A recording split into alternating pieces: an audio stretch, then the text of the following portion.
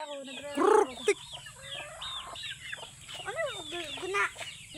Ang pangalan na naman yan. Naubusan ako ng mga pangalan.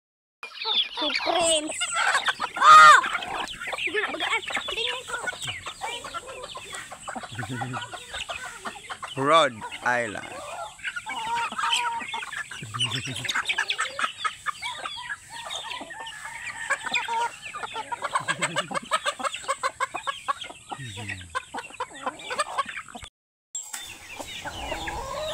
Hello guys, nandito tayo sa ating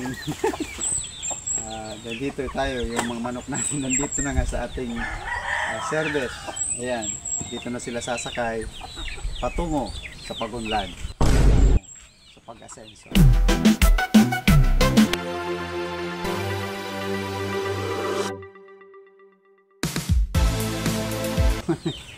Ito na guys yung ating mga incubate dati.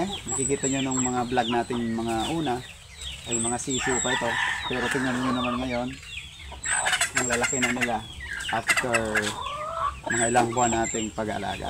So sila ay nahayaan na natin silang kumain dyan, kaya lang syempre sinusuportahan pa rin natin ng feeds or pagkain nila. So mga next year siguro guys, isa sa mga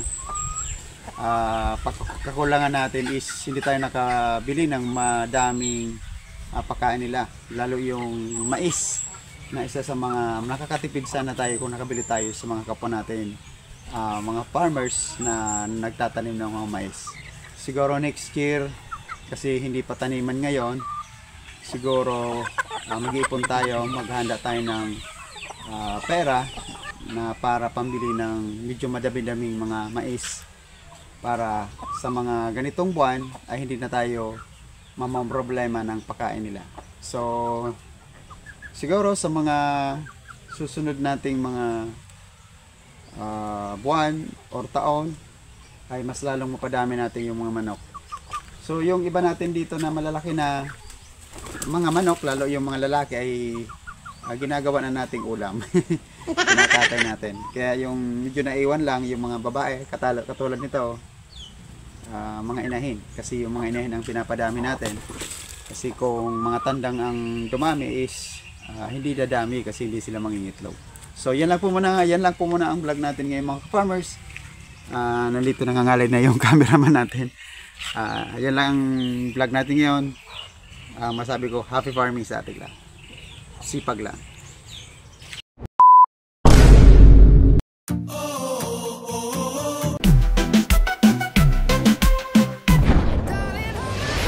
Nothing.